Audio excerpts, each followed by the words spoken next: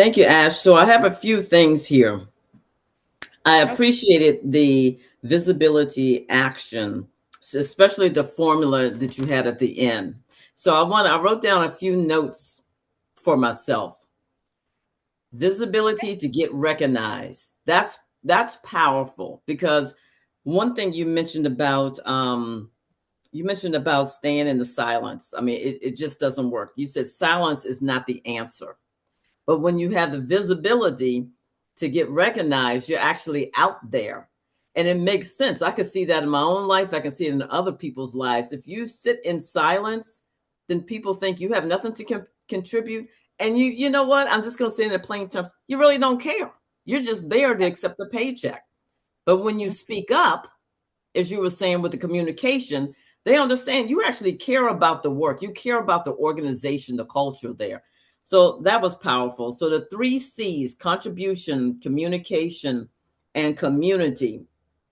Volunteer for high visibility projects. Bravo with that. Thank you.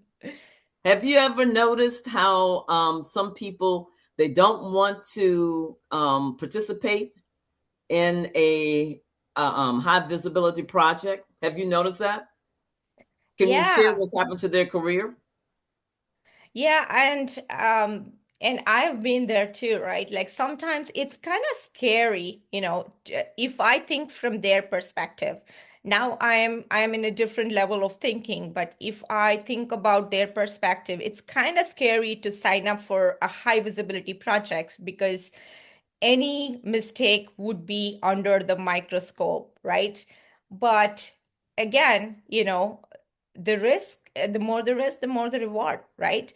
That is why I think I reiterated the importance of being really good at what you need to do first, because I have even seen instances where people are like, they don't really care about what they're assigned to, and they're always trying to go after like the shiny object syndrome, right? Like we're always trying to go up. That is also not going to work. So you really have to be good at what you do, and then in addition to that, volunteer for the high impact projects. And if you don't, then again, you will remain invisible. Yeah. Workplace is competitive, especially with the AI and everything right now. So we need to make sure that we stand out in some way or the other. Yeah. And I see Elaine's comment, you are exposed with, yeah, with those high visibility projects. What I agree with that as well because you're out Yes, front and center. yes, yes, But what exactly. did you say? The greater the risk, The greater the reward. the greater the reward. All right. Now get into the community. That is so important. I used to hear quite a bit. You need to build your network, but no one told me about that.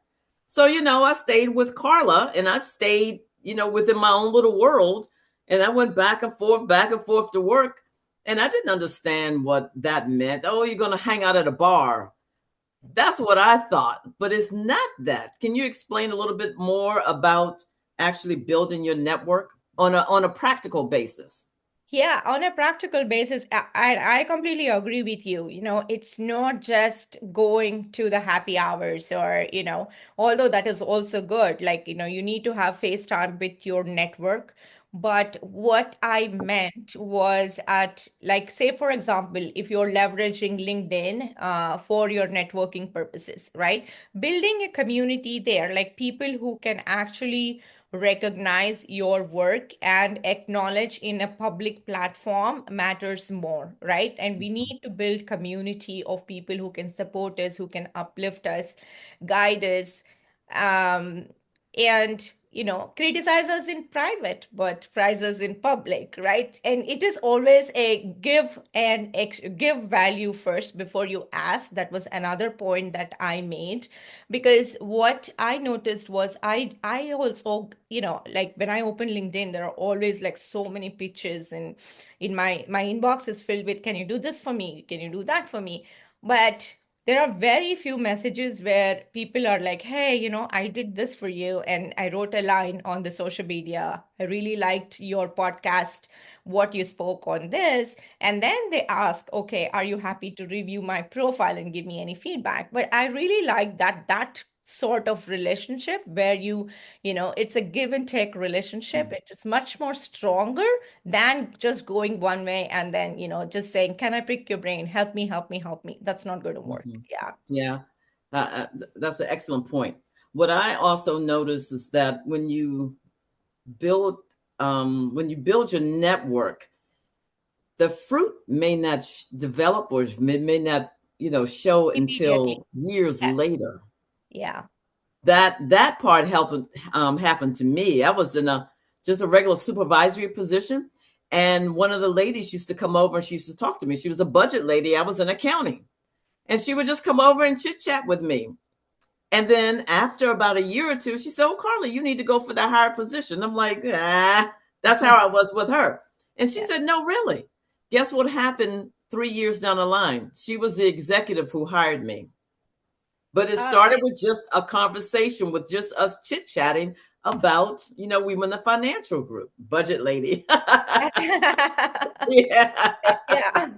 Yeah. And so I'm with you. It is important. It's important for that FaceTime. It's also when you join different, that's the reason why I know Elaine. When you join different, I would say not necessarily networking groups, but when you're in a mentoring group, Mm. to say, Yeah. you get to build your network that way. Mm. And Elaine and I were able to link up. That's how I met County. That's how eventually through Elaine I met you. So it's something how it shows the fruit later on, maybe not that exact time. No, that's perfect. Actually, even Carla, the way you and me partnered up for this summit too, it was never immediate, or it was never like, oh, let's do this together. We met thanks to Elaine who brought us together, and then it was more like just kind of, learning on how to, run the solopreneur business, and then eventually this summit is like a idea that somehow, we work together on, but it was a long-term thing. It was not like an instant thing. So Yeah, relationships are always long-term. So yeah, yeah. And then I want to end with your visibility magic formula. It goes back to your 3 C's: contribution, communication, community, visibility plus growth equals what? Anybody um know? Alex for is thinking. visibility plus growth equals what else? Yeah, Success. Yeah. success. Work-life Visibility plus success. growth equals success. Alex, Alex, Alex. But you got it. You're still good. But you know what? It's important because, as I mentioned, it is important just to see how when you put yourself out there and you continue to grow, you'll have a successful career. You'll still have your ups and downs. Don't get me wrong. This is life. We're dealing with real life issues. But when you put yourself out there, you'll receive success. And there's one more thing I want to talk about: visibility. And I think you touched on it.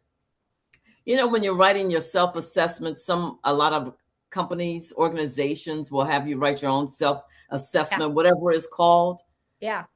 I used to just say, okay, look, they know what I did. Why are they having me write this? This is like a waste of time. I could be working. Seriously, you all know I accomplished this, this, and this, and this. And someone told me, you're saying that because you're fearful of writing down your own personal accomplishments and sharing them with your leadership. And I thought, what? And they were right. But I received, as you said early on, I received recognition when I took the time to describe, write down, document what I had accomplished. That was visibility. So Yeah. visibility plus growth equals success.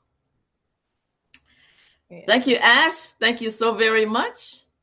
Thank you. Thank you for the opportunity. Oh, thank you.